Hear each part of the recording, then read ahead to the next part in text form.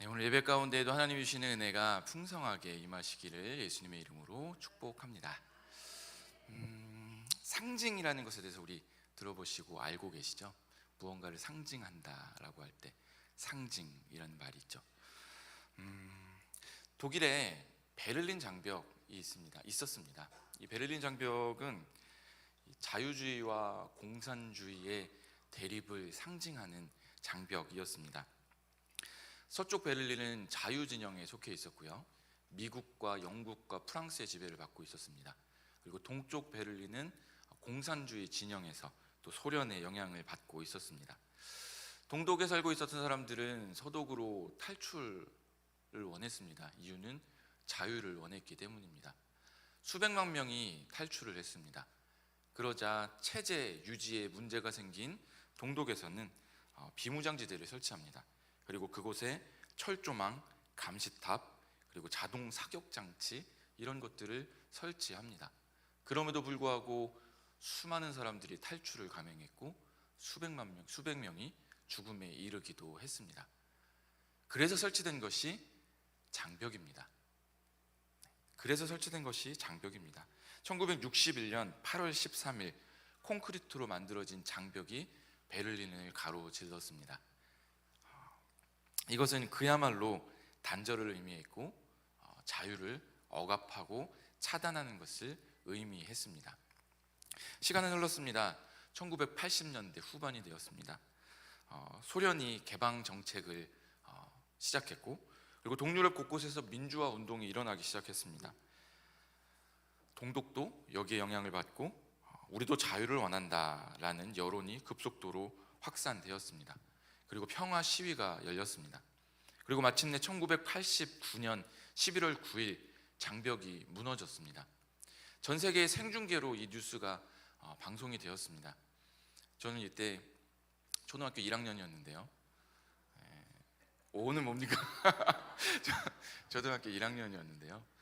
생방송이었는지 아니었는지 모르겠어요. 뉴스로 부모님이 이 뉴스를 보는 것을 저도 같이 봤습니다. 오, 안 나오네요. 많은 사람들이 이 장벽 있는 데로 모여들었고요, 그리고 장벽을 부수기 시작했고요, 그리고 어떤 사람들은 장벽 위에 올라가서 노래를 부르기도 했습니다. 그리고 많은 사람들이 이 장벽을, 그 조각을, 파편을 집으로 가져가기도 했습니다. 자유를 억압하는 상징이었던 이 베를린 장벽, 그 장벽의 조각들은 이제 다시는 그 아픔을 반복하지 말아야겠다는 다짐의 상징이 되었습니다. 이것처럼 상징적인 것들이 있습니다. 베를린 장벽, 그리고 무너진 장벽의 조각, 그것들이 상징하는 것처럼 미국엔 자유의 여신상이 있죠. 자유와 평화를 상징합니다. 프랑스에 있는 에펠탑이 있죠. 프랑스인들의 자부심, 그것을 상징합니다. 타지마할, 인도에 있죠. 이것은 사랑과 영원을 상징한다고 합니다. 이렇게 상징하는 것들이 있습니다. 서두에 상징에 대해서 이렇게 말씀드리는 이유는 오늘 성경에 중요한 상징이 나오기 때문입니다. 그것은 곧 구름입니다. 구름은 무엇을 상징할까요? 우리 말씀을 한 절 찾아서 읽도록 하겠습니다. 출애굽기 13장 21절에서 22절 말씀입니다. 여호와께서 그들 앞에서 낮에는 구름 기둥으로 그들을 인도하시고 밤에는 불 기둥으로 그들에게 빛을 주사 낮이나 밤이나 진행하게 하시니. 아멘. 여기서 구름이 상징하는 것은 무엇일까요? 이 구름은 낮에는 불 기둥으로 밤에는 구름 기둥으로 하나님이 나타나셔서 이스라엘 백성을 인도하셨다라고 말씀합니다. 여기에서 구름이 상징하는 것은 하나님의 인도하심, 그리고 하나님의 보호하심을 상징하고 있습니다. 그리고 이 구름이 오늘 본문에서는 더 엄청난 것들을 상징하고 있는데, 그것은 곧 하나님의 임재하심입니다. 하나님께서는 이스라엘 백성들에게, 이 출애굽한 백성들에게 하나님을 예배할 수 있는 성막을 짓도록 명령하십니다. 출애굽기 25장 8절 말씀입니다. 내가 그들 중에 거할 성소를 그들이 나를 위하여 짓되. 아멘.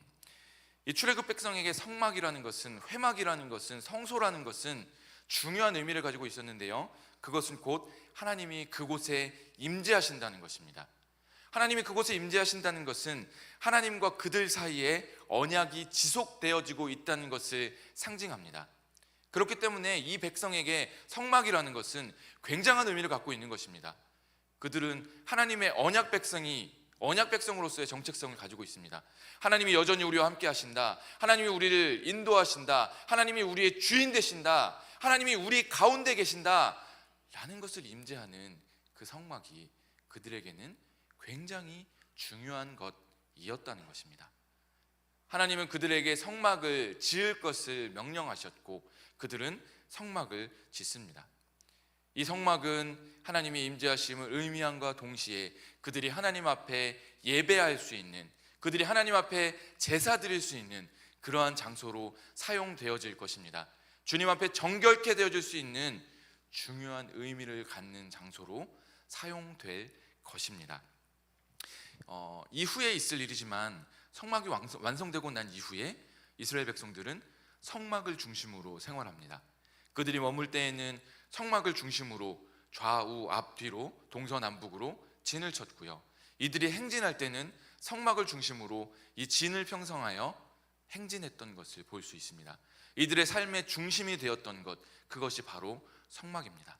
그리고 오늘 본문에 이 성막이 완성된 내용을 말씀하고 있습니다. 완성된 성막에는 하나님의 영광이 가득했습니다. 우리 말씀을 읽어보겠습니다. 출애굽기 40장 34절로 35절 말씀을 함께 봉독하겠습니다. 구름이 회막에 덮이고 여호와의 영광이 성막에 충만하매 모세가 회막에 들어갈 수 없었으니 이는 구름이 회막에 덮이고 여호와의 영광이 성막에 충만함이었으며. 아멘. 회막이 완성되었습니다. 그리고 성막이 완성되었습니다.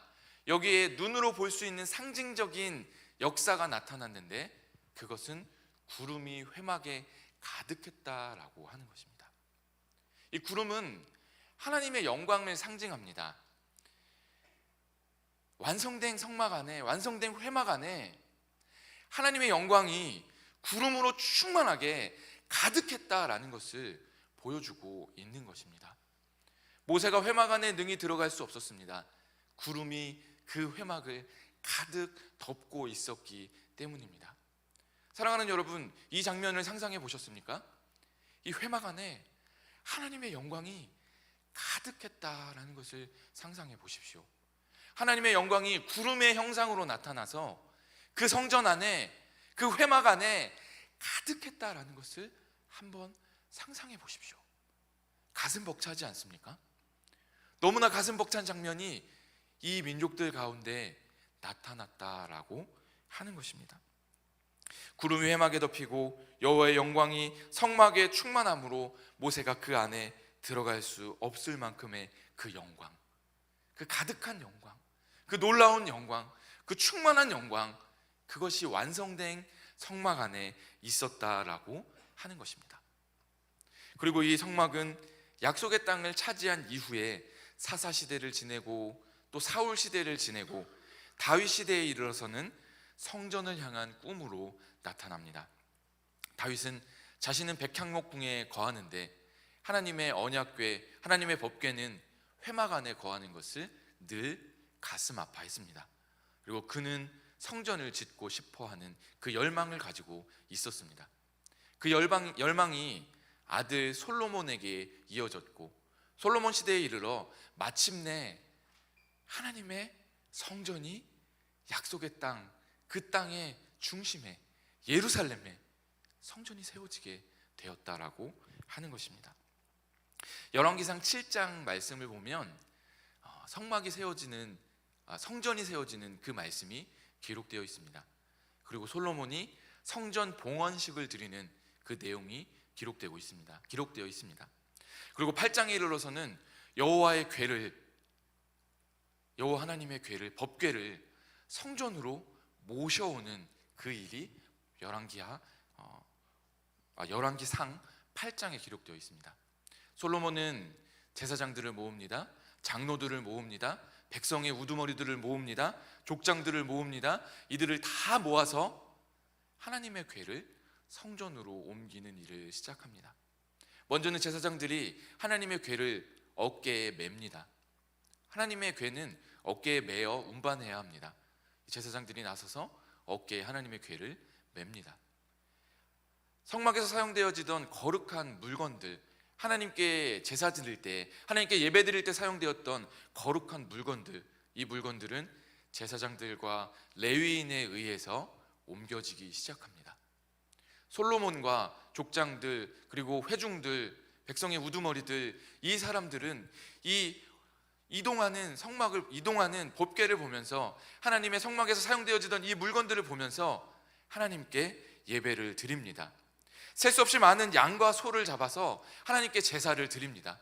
이들은 제사를 지내고 하나님의 궤는, 그리고 하나님의 성막에 사용됐던 그 물품들은 마침내 완성되어진 하나님의 성전 안으로 옮겨집니다. 그리고 이 하나님의 궤가, 언약궤가 성전의 내소인 지성소에 들어갔을 때 신기한 현상이 발생합니다.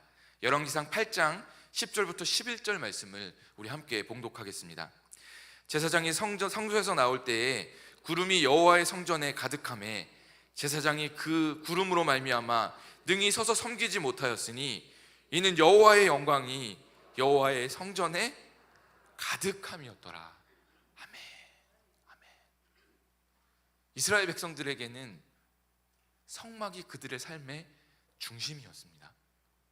그리고 약속의 땅을 차지한 그 이후에는 이 완성된 성전이 그들의 삶의 중심입니다. 성막이 완성되었을 때 그 안에 가득했던 하나님의 영광, 구름으로 시각적으로 보여줄 수 있었던 그 충만한 하나님의 영광이 이제 이 성전이 완성되어지고 그 성전에 하나님의 법궤가 들어온 그 순간에 구름으로 다시 임하셔서 충만한 하나님의 영광이 그 성전 가득히 임하는 것을 이 백성들이 보게 되었다라고 하는 것입니다. 이것을 보면서 이 백성들은 무엇을 깨달을 수 있었을까요?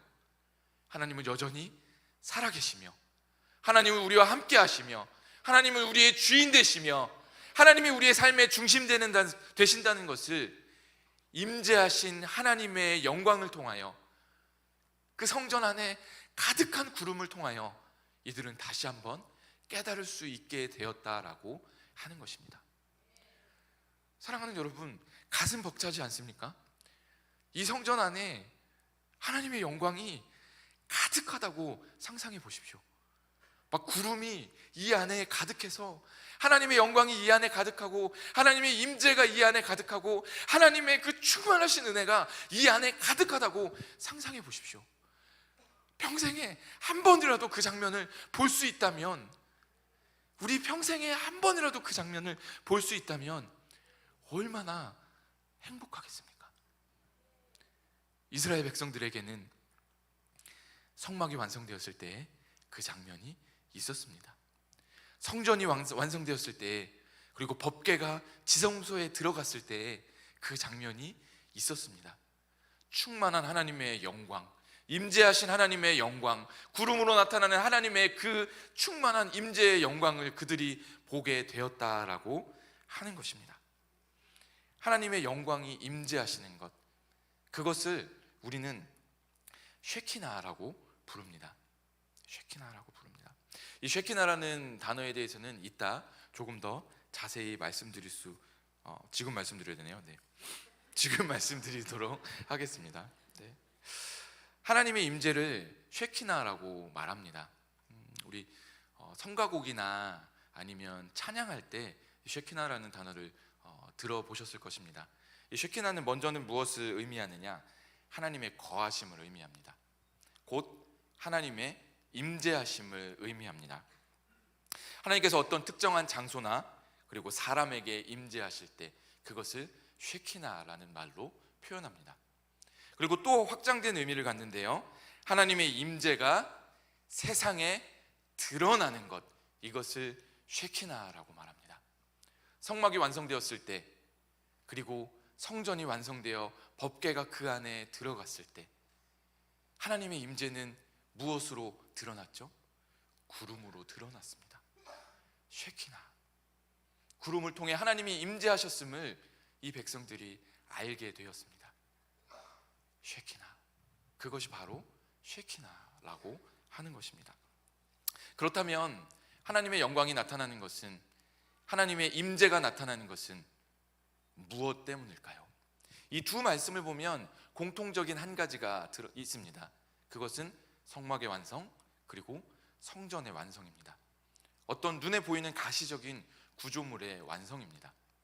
하나님의 임재가 충만하게 임하는 것은, 쉐키나, 그 영광이 이 안에 나타나는 것은 과연 이 성전의 완성, 성막의 완성, 이것이 필요 충분 조건일까요? 그렇지 않다라고 하는 것입니다. 성경 말씀을 읽어보면 또 한 번의 성전이 완성되어지는 순간이 있습니다. 우리가 수룹바벨 성전이라고 부르는 귀환한 공동체가 세운, 포로에서 귀환한 공동체가 세운 두 번째 예루살렘 성전입니다. 포로에서 귀환한 백성들은 여러 가지 어려움을 이겨내고 다리오 왕 제6년 아달월 10일에 아달월 3일에 성전을 완성합니다. 그리고 성전 봉헌식을 드립니다. 백성들은 즐거워했고요. 그리고 그 다음 날부터 유월절을 지켜 드립니다. 포로로 끌려가면서 끊어졌던 예배가 다시 시작됩니다. 포로로 끌려가면서 끊어졌던 유월절 예배가 다시 드려집니다. 그러나 말씀을 자세히 읽어볼 때 그 안에 하나님의 임재에 대한 말씀, 하나님의 영광에 대한 말씀, 그것은 드러나 있지 않습니다. 구름에 대한 말씀, 이 모든 것들이 두 번째 성전을 완성했을 때 나타나지 않고 있다라고 하는 것입니다. 무언가 이상함을 느낍니다. 분명히 앞서 성전이 완성되었을 때, 그리고 성막이 완성되었을 때, 그것은 하나님이 함께 하심을 상징하는 것이었죠. 그때에는 분명히 하나님의 임재가 있었습니다. 하나님의 영광이 성전에 충만히 넘쳐났습니다. 그런데 포로에서 귀환한 백성들이 이 성전을 세웠을 때 그곳에는 하나님의 영광에 대한 말씀이 기록되어져 있지 않다라고 하는 것입니다. 무엇이 다를까요? 무엇이 다를까요? 성경 말씀을 읽어보면 우리는 그 단서를 찾을 수 있게 됩니다. 에스라 10장 1절부터 2절 말씀 함께 봉독하겠습니다. 에스라가 하나님의 성전 앞에 엎드려 울며 기도하며 죄를 자복할 때에 많은 백성이 크게 통곡하며 이스라엘 중에 백성의 남녀와 어린아이의 큰 무리가 그 앞에 모인지라. 엘란 자손 중 여히엘의 아들 스가냐가 에스라에게 이르되 우리가 우리 하나님께 범죄하여 이 땅 이방 여자를 맞이하여 아내로 삼았으나 이스라엘에게 아직도 소망이 있나니. 아멘. 10장에 나온 말씀은 이스라엘의 회개, 이 백성들의 회개, 그 모습을 보여주고 있습니다. 포로에서 귀환한 백성들이 성전을 완성했던 것은 에스라 6장입니다. 포로에서 귀환해서 성전을 짓고 예배하고 유월절을 지키고 이 모든 것들이 6장에 기록되어 있습니다. 그리고 7장에는 에스라가 귀환하는 내용이 기록되어 있습니다. 그리고 8장과 9장에 이르러서 에스라가 알게 되는 것이 있는데 그것이 곧 이 백성들의 죄라는 것입니다. 에스라 9장 1절부터 3절까지 말씀 함께 봉독하겠습니다. 이 일 후에 방백들이 내게 나와 이르되 이스라엘 백성과 제사장들과 레위 사람들이 이 땅 백성들에게서 떠나지 아니하고 가나안 사람들과 헷 사람들과 브리스 사람들과 여부수 사람들과 암몬 사람들과 모압 사람들과 애굽 사람들과 아모리 사람들의 가증한 일을 행하여 그들의 딸을 맞이하여 아내와 며느리로 삼아 거룩한 자손이 그 지방 사람들과 서로 섞이게 하는데 방백들과 고관들이 그 죄에 더욱 으뜸이 되었다 하는지라. 내가 이 일을 듣고 속옷과 겉옷을 찢고 머리털과 수염을 뜯으며 기가 막혀 앉으니. 아멘. 에스라가 알게 된 것이 바로 이것입니다. 이 백성 가운데 죄가 가득하다는 것입니다. 이방 사람들과 결혼하고 혼인하고 자녀를 낳고 그리고 그 이방의 가증한 것들을 행하고 따르고 있었던 이 백성들의 모습이 9장에 이르러서 드러나게 되었다라고 하는 것입니다. 6장에 성전을 지었습니다. 성전을 완성했습니다. 거기서 끊어졌던 예배를 다시 하나님께 드렸습니다. 드려지지 못했던 유월절 예배를 하나님께 드렸습니다. 그러나 그 예배하는 그들의 마음은 죄로 가득했다라고 하는 것입니다. 그곳에 어떻게 하나님의 영광이 임하며 그곳에 어떻게 쉐키나 하나님의 임재하심이 보여질 수 있겠습니까? 그곳에는 하나님의 영광과 하나님의 임재하심과 하나님의 함께하심이 보여질 수 없었다라고 하는 것입니다. 무엇이 중요하다는 것입니까? 눈으로 보이는 성전, 그것도 물론 중요하지만 그것과 함께 준비해야 하는 것은 마음의 성전을 준비해야 한다라고 하는 것입니다. 한 장 한 장의 벽돌을 쌓는 것과 같이 1분 1분의 기도를 쌓아가며 하나님 앞에 예배할 수 있는 내 마음과 내 중심을 새롭게 함으로 세워나가는 것이 중요하다라고 하는 것입니다. 성전에 가득한 하나님의 영광, 구름으로 가득한 하나님의 임재하심의 그 영광, 쉐키나, 그것을 경험하기 위해서는 외형적인 건물뿐만이 아니라 내 마음의 성전, 그것을 준비해 나아가야 함을 성경은 우리에게 말씀해주고 있습니다. 에스겔 43장 4절부터 5절까지 말씀을 우리 함께 봉독하겠습니다. 여호와의 영광이 동문을 통하여 성전으로 들어가고 영이 나를 들어 데리고 안뜰에 들어가시기로 내가 보니 여호와의 영광이 성전에 가득하더라. 아멘. 에스겔 말씀은 하나님의 심판에 대하여 말씀합니다. 그리고 에스겔 후반부에서는 회복에 대하여 말씀합니다. 회복에 대하여 말씀하는데 이 회복 가운데 하나님의 영광과 성전에 대한 말씀이 기록되어 있습니다. 여호와의 영광이 동문을 통해 성전으로 들어가고, 이스라엘 백성들은 이 말씀을 잘 알고 있었겠죠. 회막에 가득했던 하나님의 영광을 경험했으므로, 그리고 성전에 가득했던 그 구름으로 충만하게 임했던 하나님의 그 영광을 들었으므로 그들은 알고 있었겠죠. 동쪽 문으로 하나님의 영광이 다시 성전으로 들어가고, 에스겔 그 영이 나를 데리고 안뜰로 들어가서 에스겔이 환상 중에 눈을 들어 보니 다시 그 성전에 하나님의 영광이 가득한 것을 보게 되었다라고 말씀하고 있습니다. 이스라엘이 멸망하고 그 예배가 무너지고 다시는 볼 수 없을 것 같았던 하나님의 그 영광이, 하나님이 말씀하시기를, 하나님의 에스겔에게 보여주시기를, 너희가 다시 회복되었을 때에 그 영광이 성전으로 다시 들어오고 그 영광이 그 안에 가득한 것을 보게 될 것이다 라고 말씀하고 있다라고 하는 것입니다. 그들이 회복되었을 때, 그들이 하나님의 예배하는 백성으로 다시 회복되었을 때 그 영광이 다시 임할 것임을 하나님께서는 말씀하고 있다라고 하는 것입니다. 우리 눈에 보이는 성전, 그리고 우리 마음의 성전, 그것이 완성되었을 때 하나님은 임재하십니다. 쉐키나의 영광이 그 안에 충만하게 역사하십니다. 그렇다면 하나님의 영광은 우리 가운데 어떻게 나타나겠습니까?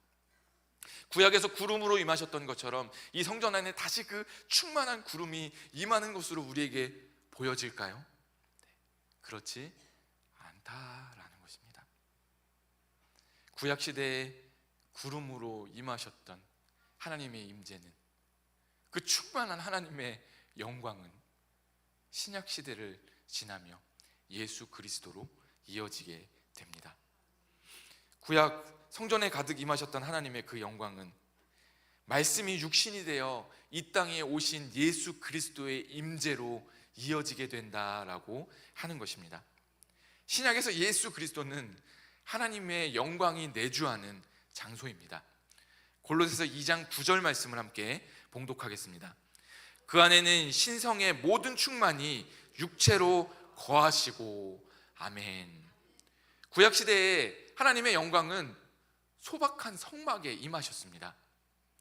하나님이, 사람이 아무리 화려하게 지었다 할지라도 하나님이 보시기에는 초라한 성전에 임하셨습니다. 신약시대에 하나님은 목수의 아들, 낮고 천한 인간의 모습으로 이 땅에 임재하십니다. 구약시대에 하나님의 영광이 구름으로 나타났다면 이것은 다른 표현으로 구약시대에 하나님의 영광이 구름으로 가려져 있었다라고 표현합니다. 구름으로 덮여 있었다라고 표현합니다. 직접 그 영광을 보는 것이 아니라 구름을 보며 그 영광을 느낍니다. 구름으로 임하셨고 구름에 가려져 있었다라고 표현합니다. 임재하신 하나님의 신성은 육신 안에, 육체 안에 감추어져 있었습니다. 그것이 신약에 임재하신 하나님의 임재하심입니다. 예수님께서 다시 하늘로 올라가시며 이 임재는 성령으로 이어집니다. 고린도전서 3장 16절 말씀을 우리 봉독하겠습니다. 너희는 너희가 하나님의 성전인 것과 하나님의 성령이 너희 안에 계시다는 것을 알지 못하느냐. 아멘.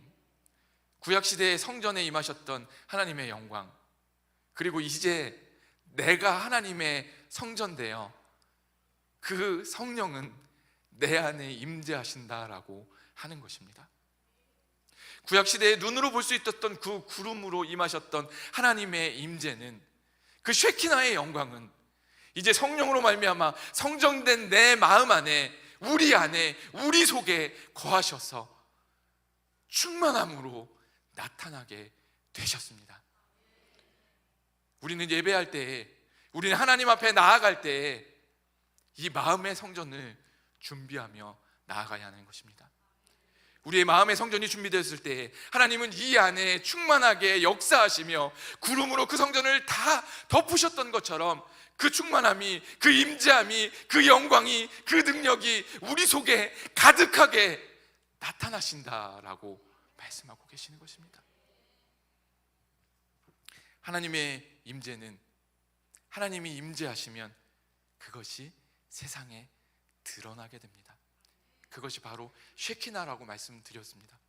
하나님이 임재하시면 그 임재가 세상에 드러나는데요, 쉐키나인데요, 하나님이 우리 안에 거하시면, 하나님이 우리 속에 거하시면 하나님의 임재하심이 우리를 통하여 세상에 드러나게 됩니다. 1900년대 초 영국과 웨일즈, 이곳은 깊은 영적 침체에 빠져 있었습니다. 예배는 드려졌지만 형식적인 예배만 그 안에 있었습니다. 예배는 드려집니다. 주일마다 예배는 있습니다. 그러나 형식적인 예배만 그 안에 있습니다. 이때 한 광부의 아들로 태어난 아이가 있었습니다. 그의 이름은 이반 로버츠입니다. 그는 웨일즈가 신앙적으로 침체되어지는 것에 가슴 아파합니다. 그리고 10년을 하나님께 기도합니다. 부흥을 위하여 기도합니다. 이 기도하는 기간 동안에 여러 체험을 하게 되는데 어느 날 기도하다가 잠이 듭니다. 새벽 1시가 되었을 때 어슴풀에 잠에서 깨는데요, 그때 이 마음 가운데 감격과 기쁨이 쏟아지는 것을 경험하게 됩니다. 하나님과 얼굴과 얼굴을 마주하고 친구를 대하는 것처럼 대하는 그 일이 4시간 동안 있었습니다. 이런 일이 3-4개월 동안 그에게 나타납니다. 1904년 10월 28일 그는 어느 기도회에 참여해서 이렇게 기도합니다. 주여 저를 굴복시켜 주십시오 라고 기도합니다. 말이 조금 와닿지 않죠? 주여 저를 굴복시켜 주십시오. 한국말로 번역하면 조금 와닿지 않습니다. 이 말을 영어 원문 표현에는 이렇게 되어 있습니다. Bend me, O Lord 라고 되어 있습니다. Bend me, O Lord 라고 되어 있습니다. 이 bend라는 단어는 구부리다 라는 단어인데요, 이것을 직역하지 않고 유하게 풀어서 이야기하면 나를 구부려 주십시오, 나를 꺾어 주십시오, 나의 의지와 나의 생각과 나의 고집과 나의 아집과 그 모든 것을 하나님 꺾어주시고 주님 앞에 엎드려지게 하시고 나를 주님 앞에 순복하는 사람 되게 하여 주시옵소서라고 기도했다는 것입니다. Bend me, oh Lord. 이 단어가 웨일즈 부흥운동의 구호가 됩니다. 그리고 그때부터 하나님이 그에게 충만하게 임재하셔서 부흥운동이 일어납니다. 30일 만에 3만 7천 명이 하나님 앞에 나와 회개하는 역사가 일어납니다. 5개월 만에 10만 명의 웨일즈 사람들이 하나님 앞에 엎드리는 일들이 일어납니다. 곳곳에 기도 모임이 생겨납니다. 교회와 탄광과 철광소와 여러 일하는 곳들 곳곳마다 기도 모임이 생겨나고 하나님 앞에 회복되어지는 역사가 일어납니다. 쉐키나 하나님이 임재하시니 하나님이 임재하심이 우리 눈에 보일 수 있도록 그 속에 역사하셔서 나타나게 되었다라고 하는 것입니다. 그리고 이 부흥운동은 웨일즈에만 머물지 아니하고 세계 각국으로 퍼져나가게 됩니다. 그 중에 한 나라가 우리나라입니다. 1905년 길선주 당시 조사, 이제 목사님이 아니셨어요. 그때는 조사께서 웨일즈에서 큰 부흥운동이 일어났다는 것을 듣게 됩니다. 그리고 부흥을 사모하며 함께 뜻있는 사람들을 모아 새벽 4시에 일어나 기도하기 시작합니다. 이것이 한국교회 새벽 기도의 시작입니다. 1906년 황해도 재령에서 길선주 조사가 부흥회를 엽니다. 그리고 많은 부흥과 회복이 일어나는 것을 보게 됩니다. 이제 부흥에 대한 분위기와 그 부흥에 대한 마음들이 절정에 이르게 됐을 때 1907년 1월에 평양 장대현 교회에서 사경회가 개최됩니다. 기록에 따르면 1,500명에서 2,000명의 사람들이 그 자리에 모이게 되고요, 회개 운동과 기도와 하나님의 임재하심과 그 충만하심이 그 자리에 넘쳐나게 됩니다. 수많은 사람들이 그 자리에 모이게 되고 그 부흥운동이 확산되어 전국으로 퍼져나가는 역사가 일어나게 된다는 것입니다.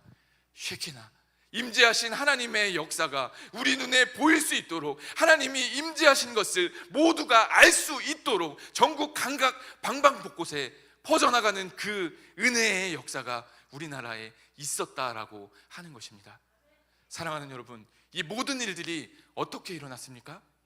하나님의 임재를 통하여 나타나게 되었다라고 하는 것입니다. 우리가 우리 마음의 성전을 준비할 때 하나님의 그 임재가 나타납니다. 구름 가운데 임하셨던 하나님의 그 영광이, 충만하게 임하셨던 하나님의 그 영광이 우리 마음의 성전이 준비되었을 때 우리 가운데 임재하시며 우리를 통하여 드러나신다라고 하는 것입니다. 함께 불러보고 싶은 찬양이 있습니다. 우리 임재라는 찬양인데요, 시간이 될까 안 될까 고민을 많이 했는데 그래도 안 부르면 섭섭하니까 우리 임재 찬양 함께 불러보도록 하겠습니다.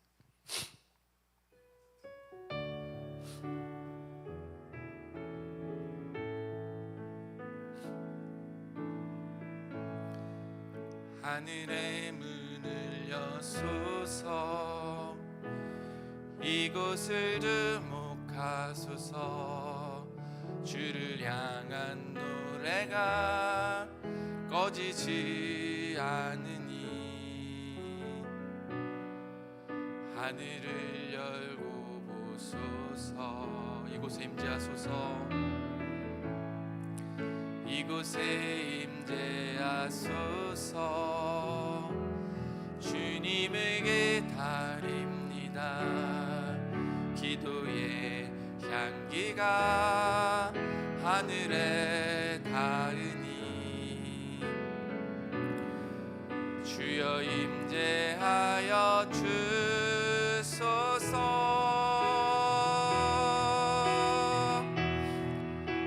이곳에 오셔서 이곳에 앉으소서. 이곳에서 드리는 예배를 받으소서. 주님의 이름이, 주님의 이름만이, 오직 주의 이름만 이곳에 있음. 이곳에 오소서. 이곳에 오소서. 이곳에 앉으소서. 이곳에서 드리는 예배를 받으소서. 주님의 이름이, 주님의 이름만이,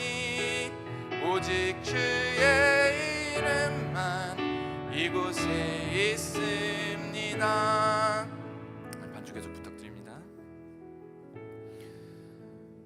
열왕기상 8장 10절에서 11절 말씀입니다.